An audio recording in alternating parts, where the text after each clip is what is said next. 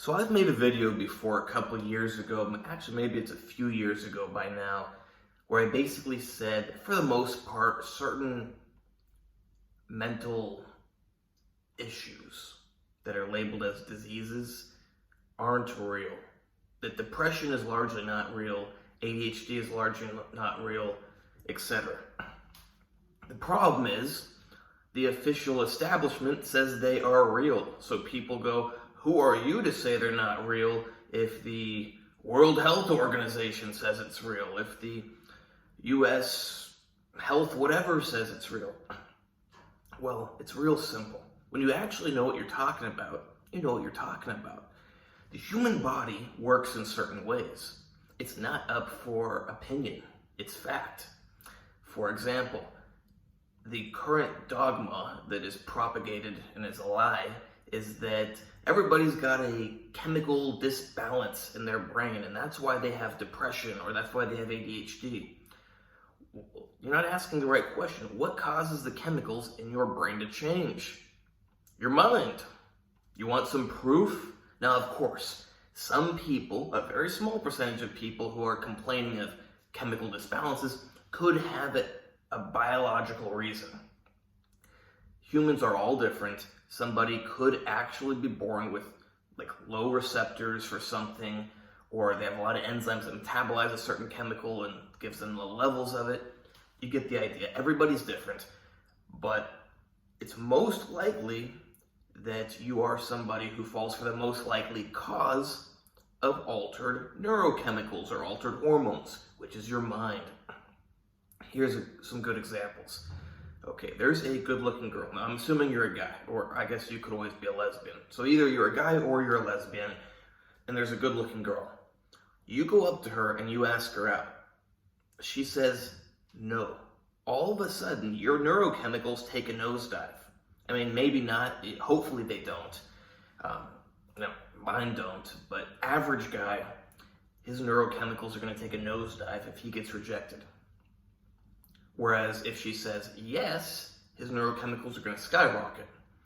Nothing physical happened to him. He didn't ingest any neurotoxins or any neurochemical releasing drugs. There's no physical change to his body. There's no selective damage. There's nothing. Yet, in one situation, they go down. In one situation, they go up. All based on the mind.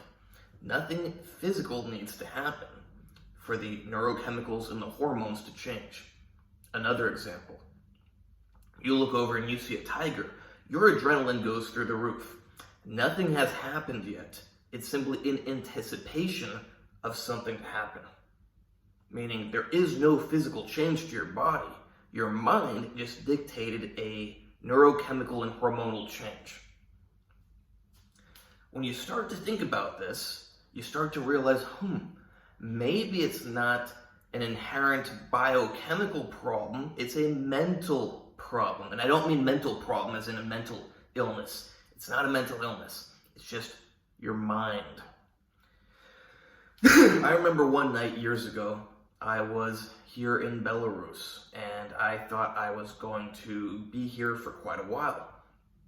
And then I found out that I needed to leave. I don't remember if it was evening time, and then I found out that I needed to leave either by the end of the next day. Yeah, I think it was I needed to leave by the end of the next day. It might have been the day after, I don't remember, years ago. But I'm in bed with my wife, and she's going, oh, come on, let's do the bed stuff. I don't know which words you should avoid on YouTube. Probably you should be able to say sex. You're like, come on, I know you're in a low mood. Come on, I want to help you feel better. And it just didn't work. Because all of a sudden, like that, when I found out I had to leave and I got to start packing my stuff, my mindset switches from sex to I need to pack all my stuff and get out of here before I cause some legal issues for myself. Nothing physical changed, only the mind. People often make the mistakes. They take certain drugs, medications, whatever you want to call them. And one time it makes them feel really good. So they think that medication actually makes them feel really good. The thing is, that was that medication plus their mindset at the time. You can take the same medication, but you got a different mindset, and it can go the complete opposite direction. Testosterone, for example. Sometimes guys will take testosterone and they'll say, oh, I feel great. And they expect that every single time they take it in the future, that they will feel great. Newsflash, doesn't work like that. If you just broke up with your long-term girlfriend, assuming you liked her and everything, and then you hop on testosterone, you're probably not going to be in a great mood because your mind overpowers that little bit of pharmacological action. The mind is the most powerful thing. Now, of course, if you get selective brain damage to a certain part of your brain, it might be physically impossible to have certain neurochemical processes going on. If you lose your pituitary gland, you're not going to be making testosterone. Or you cut your testicles off, you're not going to make testosterone. It doesn't matter what your mindset is. But most people, it's just an example. Most people have testicles. Well, most men. Most men have pituitary glands. And you may go, well, the problem isn't that they don't have them. The problem is that theirs don't work. Do they really not work, or is it their mind? Because don't take my word for it. You get people in the comments saying, where's the evidence? The evidence is real life. I speak from experience. I use examples that you can relate to. You know that if you look over and you see a tiger, your adrenaline's going to spike. Nothing happened to you, yet your hormones and your neurotransmitters changed. All due to your mind. But if you're one of those people that goes, where are the studies? You look for them. It's not my job to go find a bunch of studies about something I already know and link you to them. Go look for behavioral studies or something, or maybe you type in like dopamine increase behavior. Maybe you can look up, I don't know what exactly they would title it, but some sort of rejection study where guys ask out girls and they get rejected, and then they measure their neurochemicals, or maybe they do a brain scan and look at where there's more. Look for the studies yourself if you care so much about the studies, but you can also do your own study. Go ask out a bunch of girls and see how you feel when you get turned down versus when you get accepted. Now, hopefully it doesn't influence your mood that much, but most guys, it is going to influence their mood quite a bit. So go do your own study. It's not a big enough sample size. Ask your friends, how do you feel in this situation? And now you have your proof that the mind dictates the body. Once again, there are exceptions to this, but to a very strong extent, the mind dictates the body. Here's another great example, taking it a step further, not just how you feel.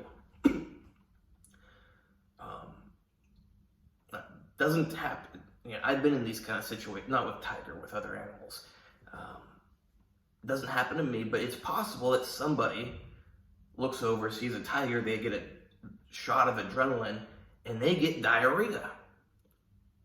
Nothing physical happened, yet they got diarrhea. If somebody's nervous about something, they could get an upset stomach. Very real physical response to something that's entirely mental. Now, a lot of medical people will try to say that this is impossible, although it's not.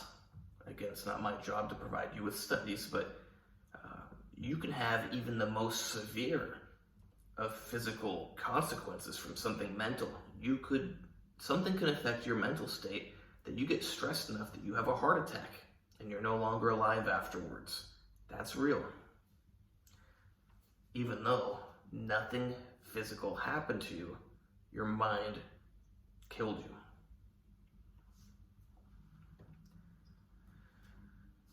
So stop blaming it on some genetic problem, on some way you're born, that you have a deficiency in dopamine, you have a deficiency in serotonin. You may have a deficiency in serotonin or dopamine, but it's probably not because you were born that way. It's probably because of what you do. This is what I said in my original video. Actually, I made two. Most people should be depressed based on the lives they're living. Actually, I take that back. Most people should not be very happy and the opposite of depressed based on the lives they're living. They shouldn't be depressed because, on average, people, at least in developed countries, are not starving to death. They're not in a war. They're alive and things are going relatively well. So you shouldn't necessarily be depressed, but why would you be feeling like $1,000,000 if your life is lame, if your life is boring? Change your life, change what you do on a day-to-day basis, and maybe you'll feel a little bit better. You really think you'd be so depressed if you're driving a car 150 miles per hour and drifting around things? I'm not saying you should do that. You shouldn't, unless you're on some sort of special track or something. And, probably shouldn't combine the 150 with the drifting. That could be a bad combination. But no, you're probably going to be a lot less depressed. If you...